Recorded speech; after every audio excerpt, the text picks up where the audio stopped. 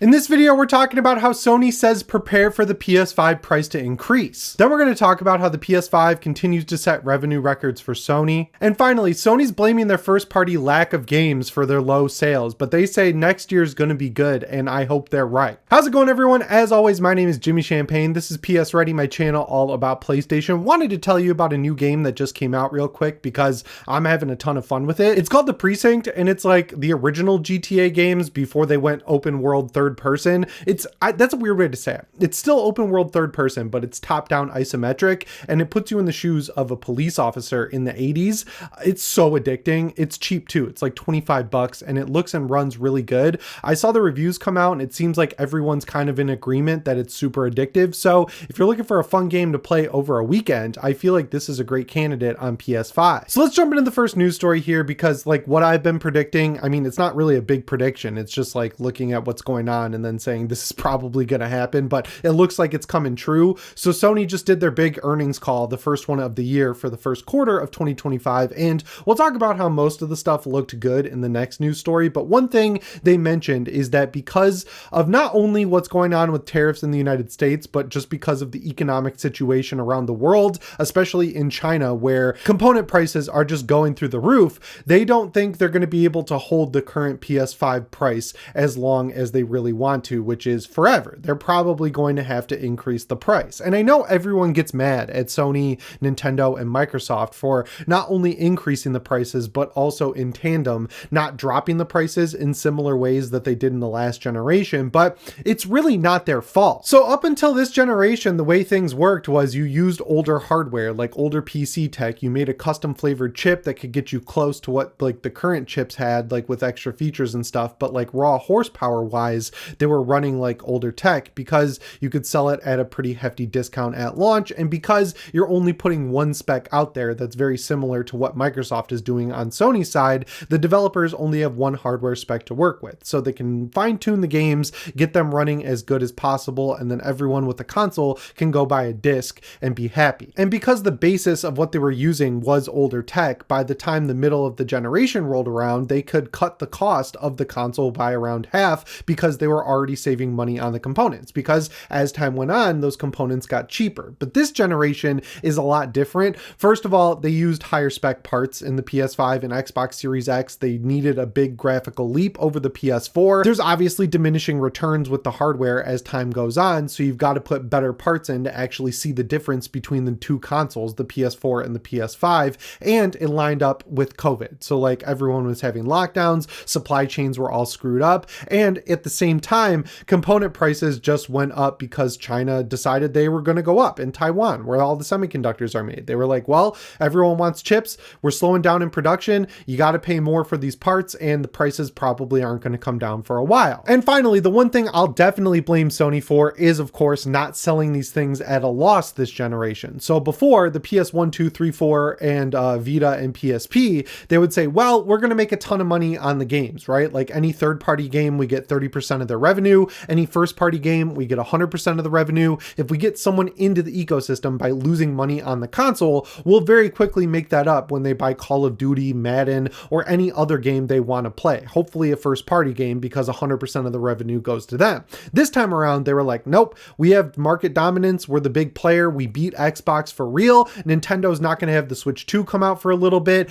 We have no competition really outside of PC, which is still nowhere near the user base that we have. We're going to make a profit on the console in addition to making a profit on the game. So like, even if they did drop the price to take a loss, they couldn't drop it enough to actually make money on games because they're not making that much of a profit on the console. So like, while I don't like the philosophy that they took this generation, it's really hard to fault them in the long run because component prices were always going to come back and bite them. So like the amount of money they'd lose on every console sale would increase over time because components are getting more expensive, not cheaper. So when you take all of that and combine it with the tariff situation, which is they have 3 months worth of PS5 stocked up here in the United States. If they sell through those, then they're going to have to raise the prices if the tariffs don't go away. But it looks like some deal was signed with China that will make them go away. Even if that happens, because of the component shortages and prices that are still kind of continuing after 2020, they're probably going to have to raise the price of the console here in the United States too, which is why they raised it in other territories as well. I always see the argument that gaming is a luxury hobby and like gaming's always been expensive, but like it's getting to a point that it's ridiculous. You're not just pushing the average person out of the console ecosystem at this point with these prices. You're pushing everyone out of the ecosystem at these prices, because as you approach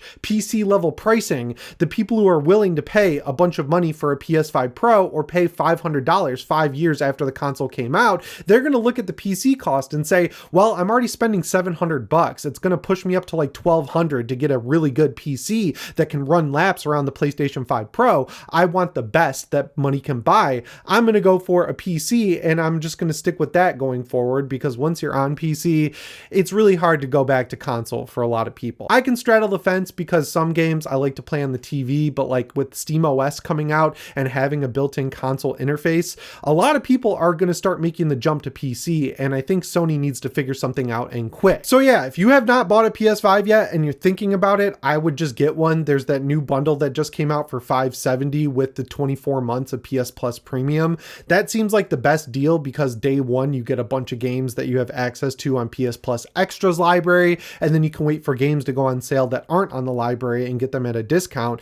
And it comes with a disc drive. So if you've got a bunch of PS4 discs laying around, they'll all work with the PS5, and a lot of those games have PS5 upgrades for free. But if you've been holding out for a sale and you're still holding out, I don't know what you're waiting for. It's just going to get more expensive, and you're just hurting yourself in the long run. I mean, at this point, if you're going to wait for the PS6, because that's going to be the best bang for your buck eventually. But there is one reason that I think Sony is hesitant to drop the prices, and that has to do with profit. So I'm sure you saw all the PS people going around the internet yesterday bragging about the insane revenue that Sony had in their first quarter with games, digital services, microtransactions, and everything else. And that's good. Everything revenue-wise is up. But I'd love to know the profits that they're actually making from all this revenue, because I'd imagine that it's not as high, or not nearly as high as people think it is from seeing the net revenue of like $80 billion on gaming and services. And when I'm assuming that profit is pretty low, it has nothing to do with the cost of running something like PS Plus. I'd imagine it's extremely cheap to run PS Plus. You're charging people to use internet access they already pay for, and it works just fine for free on PC. So I can't imagine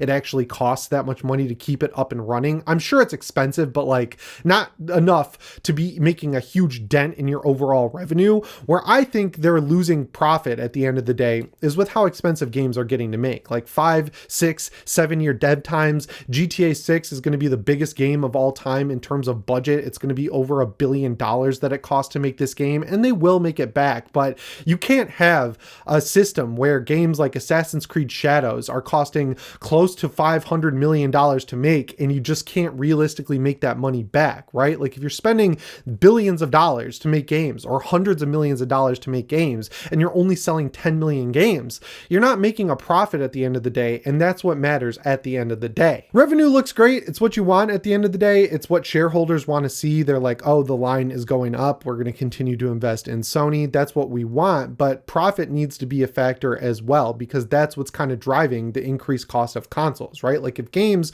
are so expensive that you're barely making a profit on them in 2025, that's what stops Sony from being able to actually drop the price of the PS5 console, right? Like they can't sell it at a loss because they're not making enough on the actual games to make up for that loss. And that's what we need to change. Thankfully, there are a lot of developers reading the tea leaves and saying, well, we can make a game that looks and runs really good, but also keep it smaller in scope and sell it for a reduced price and still clean up in the gaming ecosystem, like Expedition 33. That game is on Game Pass day one, but they're still selling millions and millions of copies of it on PS5 and PlayStation, because if you make a smaller game that people can beat in a few weeks, like 30 hours or less, people are going to show up for that, because I think people are just getting fatigued from these open world checkbox games that take hundreds of hours to beat, right? Like I love playing games like GTA 5, which I'm running through now, or Red Dead Redemption 2, but there's a huge quality drop off from those games to something like Assassin's Creed Shadows, right? Like Assassin's Creed Shadows is good, but comparing it to GTA is like comparing Mario 1 to Mario Galaxy. It's just a completely different quality level that Ubisoft is operating on versus someone like Rockstar. And Rockstar pays for that quality, but so while the revenue is super high and that's great, they've got to increase the profits. And that's what brings me to the third story, which is Sony is not doing great in first-party game sales. I mean, this isn't shocking. They haven't released a lot of first-party games. The last huge one we saw was Astro's Playroom, which which while incredible, I mean, there's no reality in which that was going to move enough units to actually be, you know, a masterclass greatest hits type example that's going to make Sony billions and billions of dollars on the back end. And when you look at the sequels they've been putting out, like Last of Us 2 and Spider-Man 2, people like those games. They are selling well, but there was a pretty big drop off in overall sales for both of those games. And I think Sony needs to look at what's going on there and maybe make some adjustments. I think it's great that Sony gives studios like Insomniac and Naughty Dog and Santa Monica full creative freedom in terms of gameplay. They give them time to not only come up with new systems, but iron them out and make sure they all work good. But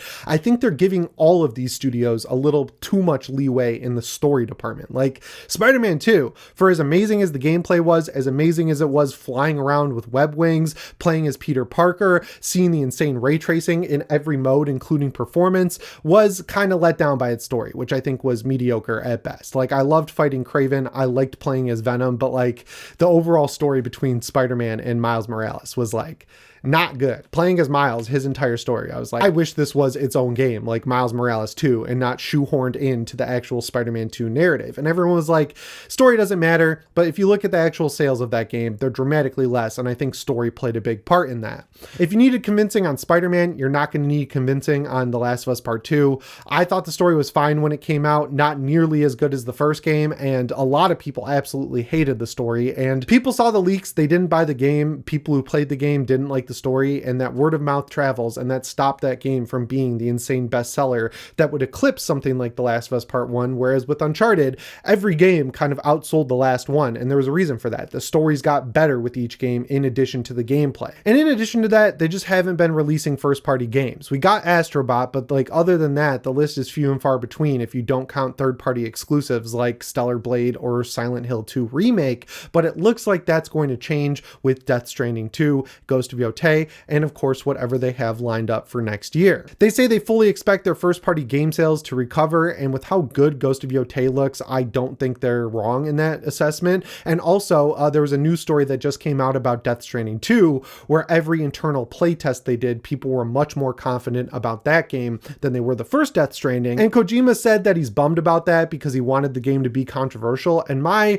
response is, if you want to make a controversial game, start funding it yourself. Don't go to Sony and ask for money when Sony's big responsibility is meeting the demands of their players who are requesting games that have more action and combat oriented systems. Like, make an indie game if you want to make a controversial game. Like, if you're using a Sony budget to make a big first party game, it should live up to the standard that people expect from a first party Sony game. And as much as I love the first Death Stranding, I think something that really hurt it was the incentivization to never use combat in that game, because even when you were incentivized to use combat, it was not good. It was nowhere near the level of something like even the older Metal Gear Solid games, and it just didn't play well when you were shooting things with the weird guns in that game. So yeah, you want to make a controversial game, find someone who makes controversial games and let them fund it, or fund it yourself. Like, you know, that's how it works in the movie world. When you want to make an insane horror movie, you don't go to Universal and ask for $100 million.